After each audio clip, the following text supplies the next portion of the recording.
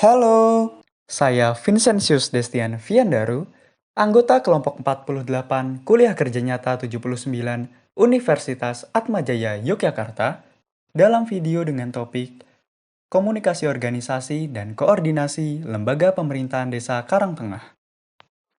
Secara geografis, Desa Karangtengah terletak di Kecamatan Wonosari, Kabupaten Gunung Kidul. Desa Karangtengah memiliki jumlah penduduk 8.916 jiwa. Jumlah penduduk yang dimiliki Desa Karangtengah didukung dengan jumlah usia produktif penduduk desa yang juga tergolong cukup banyak. Desa Karangtengah memiliki masalah pada koordinasi antar lembaganya. Diperlukan adanya penguatan koordinasi pada lembaga-lembaga yang ada di Desa Karangtengah. Koordinasi antar lembaga desa yang kuat didukung oleh kualitas aparatur desa yang mumpuni. Diperlukan adanya komunikasi organisasi yang berjalan dalam lembaga pemerintahan desa. Komunikasi organisasi membantu koordinasi suatu unit atau satuan sosial untuk mencapai serangkaian tujuan yang telah ditetapkan. Lantas, indikator apa yang dapat menentukan terjadinya komunikasi organisasi? Yang pertama, yaitu adanya proses penyaluran informasi permasalahan pekerjaan. Proses ini dapat berlangsung dari pihak eksternal ke internal organisasi. Contohnya komunikasi dari pihak pemerintahan Kabupaten Gunung Kidul ke Desa Karangtengah. Yang kedua, adanya salah tafsir dalam proses komunikasi. Fenomena ini merupakan fenomena biasa yang dapat diakibatkan oleh beberapa faktor.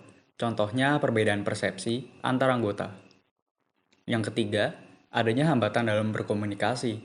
Hambatan-hambatan ini merupakan fenomena biasa yang terjadi karena adanya hambatan teknis berupa teknologi maupun hambatan-hambatan lainnya.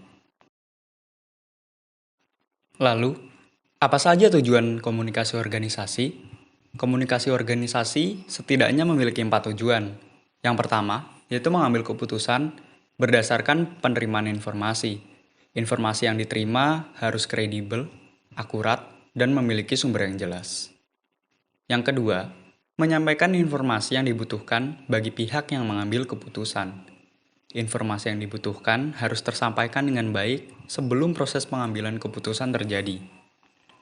Yang ketiga, komunikasi organisasi harus memegang peranan penting dalam proses pengawasan. Komunikasi organisasi harus mampu menjalankan fungsi pengawasan agar visi dan misi organisasi tercapai. Yang keempat, yaitu menetapkan target dan tujuan. Oleh karenanya, dalam diskusi maupun musyawarah yang terjadi, kata mufakat harus menjadi output yang mampu menyelesaikan masalah.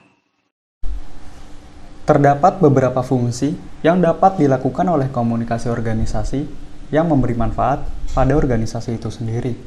Yang pertama, fungsi informatif. Pelaksanaan fungsi ini dilakukan dengan mengumpulkan serta menyaring informasi agar organisasi mampu membuat kebijakan-kebijakan yang tepat dan bermanfaat. Yang kedua, yaitu fungsi regulatif. Fungsi ini memungkinkan organisasi untuk memberlakukan peraturan, norma, maupun tata tertib yang diberlakukan. Yang ketiga, yaitu fungsi persuasif.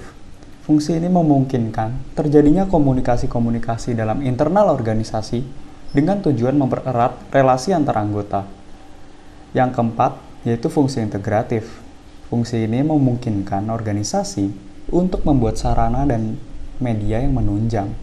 Misalnya, fungsi publikasi dan transparansi terhadap anggaran yang digunakan untuk membangun fasilitas. Fungsi kelima yaitu fungsi sosial.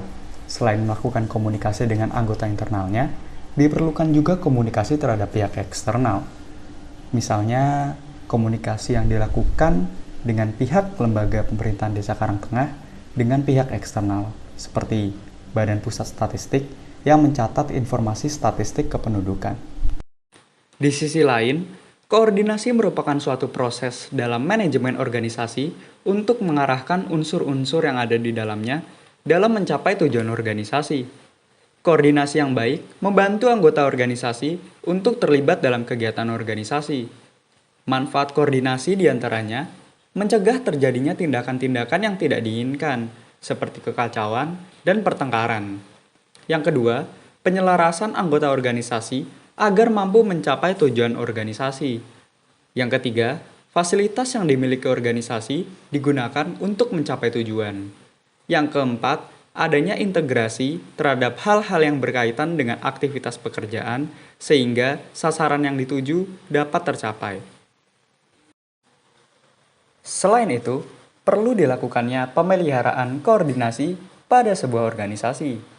Hal ini dilakukan agar kerjasama organisasi tetap terjaga. Selain itu, pemeliharaan koordinasi dilakukan agar anggota-anggota organisasi tetap terjaga dan mampu mewujudkan visi dan misi organisasi. Memelihara koordinasi dapat dilakukan dengan berbagai macam hal. Yang pertama, mengadakan pertemuan resmi yang dihadiri oleh unsur-unsur yang berkepentingan. Dalam proses ini, tukar pikiran yang dilakukan para anggota-anggota yang hadir. Yang kedua, melakukan pengangkatan terhadap individu, koordinator, maupun tim yang bertugas melakukan tugas dan fungsi koordinasi. Yang ketiga, membuat panduan mengenai tugas yang dimiliki oleh masing-masing unit.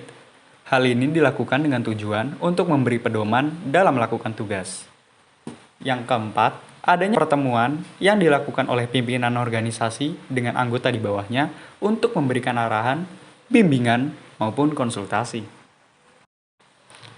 Koordinasi dalam sebuah organisasi tentu berkaitan dengan aspek komunikasi yang terjalin di dalamnya. Faktor inilah yang menjadi kunci terciptanya suatu koordinasi.